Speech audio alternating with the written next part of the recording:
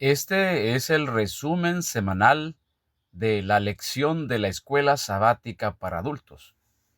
Hemos llegado a la lección 11 en el segundo trimestre del año 2025, bajo el título Ruth y Esther. Leamos el texto clave, Esther capítulo 5, versículo 2.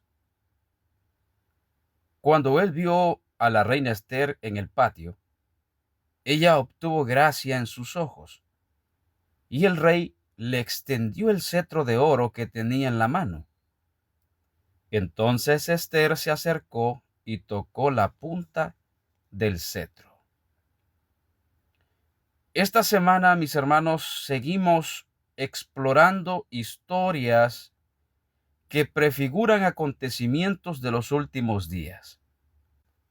Hablaremos de dos mujeres y sus historias. En la profecía, una mujer representa una iglesia. Vayamos inmediatamente al punto número 1 de la lección. Hambre en la casa de pan. En Ruth, capítulo 1, los versículos del 1 al 5 muestran la historia de un hombre, Elimelech, y su esposa se van a los valles de Moab, una tierra pagana, porque en Belén, que significa la casa del pan, se había terminado el pan, había hambre. Y en Moab había abundancia. Así que, por lo tanto, este hombre llega a esta tierra y empieza una serie de acontecimientos, especialmente a Noemí, su esposa. Estando allá, ellos tuvieron dos hijos, Quelión y Malón. Con el tiempo, murió Elimelech y sus dos hijos se casaron con mujeres moabitas, una de ellas llamada Orfa y la otra Ruth. Vino más desgracia, murieron Quelión y Malón. En aquellos tiempos, ser casada, tener hijos, era una bendición, como ahora también, pero la mujer que se quedaba sin esposo y sin hijos realmente quedaba desamparada, porque el hombre la representaba a la mujer. La gran pregunta en este punto es, ¿por qué sucedieron estas cosas? No se dice la causa. Son cosas que a menudo suceden en el mundo, sufrimiento y dolor. Esto suele pasar. La primera aplicación que hacemos en este punto es ver cómo la tragedia es indecible. En el mundo vemos cómo la tierra sigue produciendo en abundancia. Esto es un poderoso testimonio del amor de Dios. Pero la codicia humana y los estragos del pecado hacen que el mundo parezca someternos más a nosotros que nosotros a él. Un día, sin embargo, todo terminará. Bien, hambre en la casa del pan. La segunda aplicación que hacemos a este texto es el que encontramos en Oseas, en el capítulo 4, versículo 6. Mi pueblo fue destruido porque le faltó conocimiento. Por cuanto desechaste el conocimiento, yo te echaré del sacerdocio, y porque olvidaste la ley de tu Dios, también yo me olvidaré de tus hijos. Sí, la iglesia en la tierra es la casa del pan. La iglesia es la depositaria de la verdad para dar al mundo. Pero ¿qué sucede cuando estas verdades que han sido dadas a la iglesia son desechadas o descuidadas? Se vuelve una iglesia que necesita alimento. Y sobre todo, como aparece en Mateo 24:45, alimento a tiempo. o como lo diría el apóstol Pedro, verdad presente. Dice la inspiración, Primeros Escritos, página 63. Son muchas las preciosas verdades que contiene la palabra de Dios, pero es la verdad presente lo que el rebaño necesita. Vamos al punto número 2. Ruth y Booz.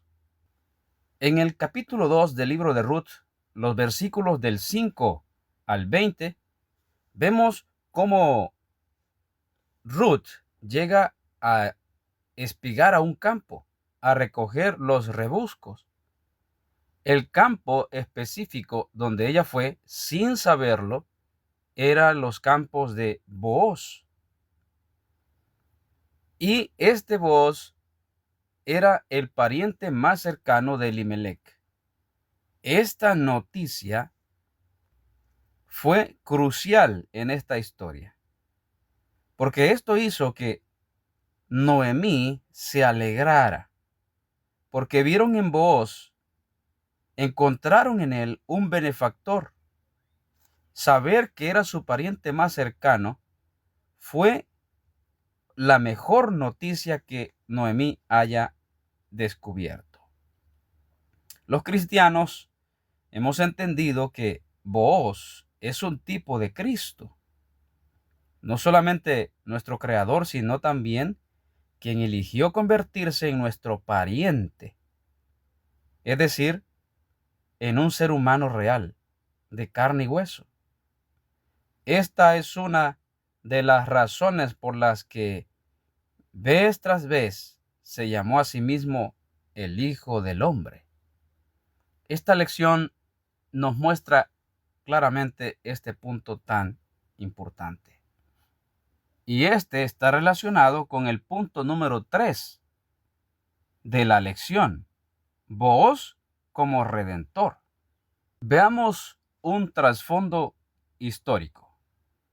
Primero, la tierra creada fue puesta en manos de Adán. Dios le dijo: llenad la tierra y sojuzgadla, señoread en los peces del mar. Sin embargo, fue Adán quien entregó el dominio de la tierra a Satanás, de modo que la tierra quedó bajo el dominio del enemigo, el enemigo de Dios. Vemos en Job capítulo 1, versículos 6 al 7. Vemos también en Mateo capítulo 4, versículos 8 y 9. Judas capítulo 1, versículo 9. Y Lucas 22, 31. Cómo Satanás trataba de mostrar su poderío sobre la tierra y sobre la humanidad misma. Leamos un pasaje muy interesante en Romanos capítulo 5, versículo 14.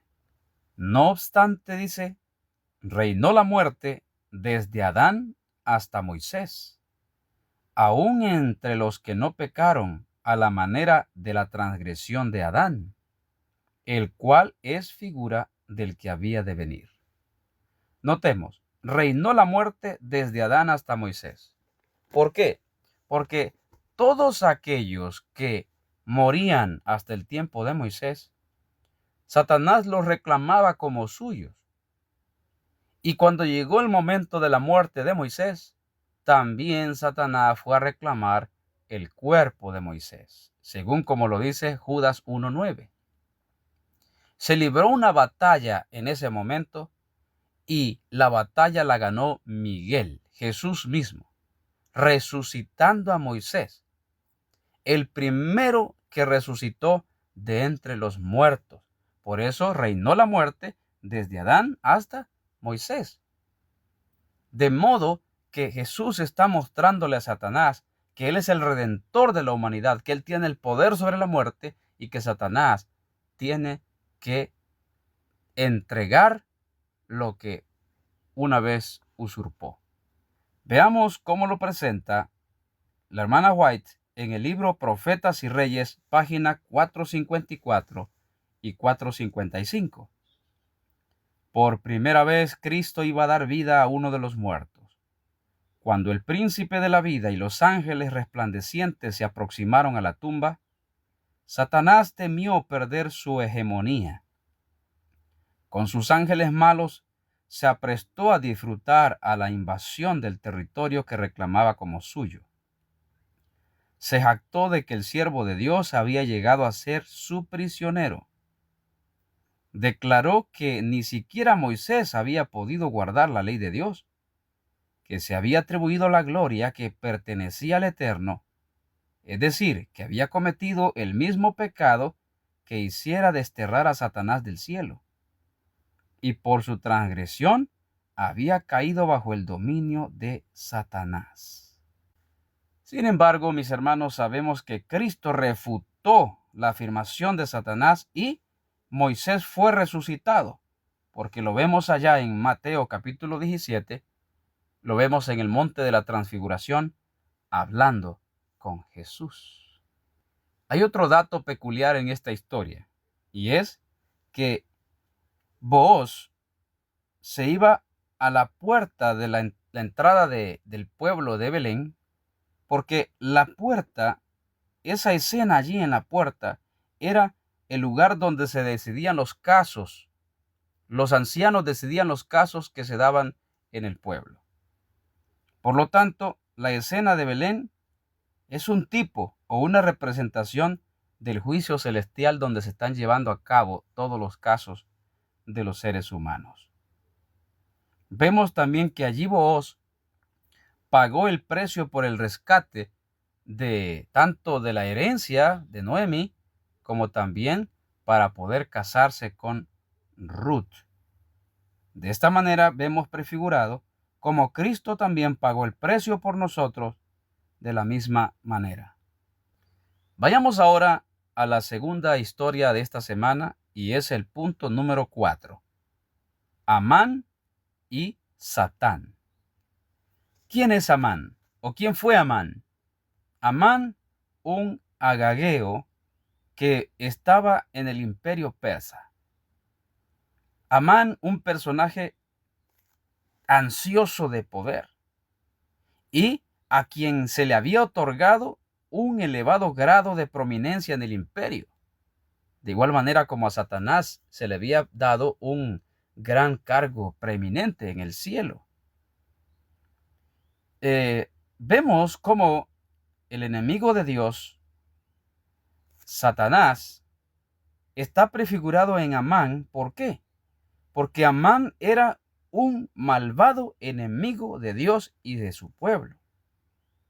Él quería que todo mundo le rindiera pleitesía, homenaje y reverencia, lo mismo que Lucifer pretendía en el cielo. Vemos también cómo todo mundo en el imperio persa doblaba sus rodillas ante Amán, excepto Mardoqueo. De igual manera vemos nosotros en Apocalipsis capítulo 13 cómo toda la tierra se maravilla en pos de la bestia. Incluso los cristianos, incluso la mayoría de los adventistas, inclinados ante la bestia, el mundo pagano. Pero al igual que Mardoqueo, en el capítulo 14 del libro del Apocalipsis, hay 144,000 que no doblan sus rodillas delante del mundo. En el capítulo 3 del libro de Esther, hay un paralelismo con Apocalipsis. Vemos en ese capítulo que se persigue y se dicta una sentencia de muerte contra el pueblo de Dios. Lo mismo que sucederá en el fin del tiempo, que Dios se va a llenar de ira contra el remanente para perseguirlo. Vemos incluso que hay una fecha estipulada, un decreto de muerte. De la misma manera, en el tiempo del fin habrá un decreto para destruir a los santos. En Apocalipsis vemos cómo también el dragón arroja agua para arrojar a la mujer y ahogar a la mujer para que fuese arrastrada por el río. En el capítulo 12, versículo 15, lo menciona. ¿Qué es el agua en la profecía? Apocalipsis 17:15 dice que son muchedumbres y naciones y lenguas y pueblos. Es decir, gente que el enemigo trae a la iglesia para arrastrar a la iglesia. Analicemos un poco esta cronología de los eventos futuros. Alza tus ojos es el libro que vamos a leer a continuación. Página 121. Los miembros de iglesia están bajo el compromiso solemne de formar caracteres diferentes en todo aspecto de los caracteres de los mundanos. Si no se produce un cambio en ellos antes de su unión con la iglesia, existe el peligro de que, aunque se han unido a ella, sean semejantes a los mundanos. Satanás triunfa cuando ve la levadura del mundo trabajando en la iglesia para destrucción de su pureza y su santidad. ¿Qué vemos en esta cita, mis hermanos? Que se cumple claramente y se está cumpliendo en la iglesia que el enemigo envía un río de cizaña para ahogar a la iglesia. Mucha gente entrando a la iglesia. Estrategia satánica para destruir al pueblo de Dios. Pero Dios interviene. En el capítulo 12 del Apocalipsis, versículo 16, dice que Dios interviene porque la tierra abre su boca y traga el río de cizaña. Luego, en el verso 17, dice que el dragón se llenó de ira contra la iglesia, contra la mujer. Ahora sí, al igual que Amán se llena de ira contra el pueblo de Dios en aquel entonces, también aquí vemos a Satanás airado contra el pueblo de Dios, contra la mujer. Pero vemos que Satanás no hace guerra a la mujer, hace guerra a los otros de la descendencia de ella. Porque la mujer en este texto representa a los 144,000, el remanente que queda después de ese río de cizaña que ha sido tragado por la tierra.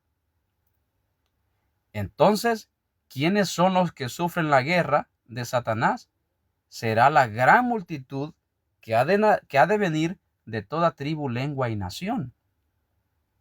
Y contra ellos es la persecución, contra ellos será el decreto de muerte. Aquellos que muchos han de ir a las montañas, incluso a las cárceles. Sin embargo, para honra y gloria de Dios, vemos ahora en el punto número 5, titulado Para esta hora, así se titula el último punto, para esta hora, veremos ahora cómo aparece Cristo para defender a su pueblo. El libro de Esther, en el capítulo 4 y 5, nos presenta cómo Esther tuvo que interceder por su pueblo para que no fuese destruido. Y como ya vimos, una mujer en la profecía es una iglesia. Entonces Dios tendrá una iglesia que es la que tendrá el poder del Espíritu Santo y que es el objeto por el cual Dios ha de intervenir para salvarle. Al igual que Esther, había llegado al palacio con un propósito: ser el medio por el cual Dios iba a salvar a su pueblo. De modo entonces que el remanente de Dios en la tierra es el medio para salvar al mundo, para que todos los que escuchen el mensaje de salvación puedan entrar al reino de Dios y así encontrar salvación. Cerraremos nuestro estudio con un texto en el libro Profetas y Reyes, página 405. Satanás despertará indignación contra la minoría que se niega a aceptar las costumbres y las tradiciones populares. Hombres encumbrados y célebres se unirán con los inicuos y los viles para concentrarse contra el pueblo de Dios. Las riquezas, el genio y la educación se combinarán para cubrirlo de desprecio. Gobernantes, ministros y miembros de la iglesia, llenos de un espíritu perseguidor, conspirarán contra ellos. De viva voz y por la pluma, mediante jactancias, amenazas y ridículo, procurarán destruir su fe. Por calumnias y apelando a la ira, algunos despertarán las pasiones del pueblo. No pudiendo presentar un así dice el Señor con las Escrituras, contra los que defienden el día de reposo bíblico, recurrirán a decretos opresivos para suplir la falta. A fin de obtener popularidad y apoyo, los legisladores cederán a la demanda por leyes dominicales. Pero los que temen a Dios no pueden aceptar una institución que viola un precepto del Decálogo. En este campo de batalla se peleará el último gran conflicto en la controversia entre la verdad y el error.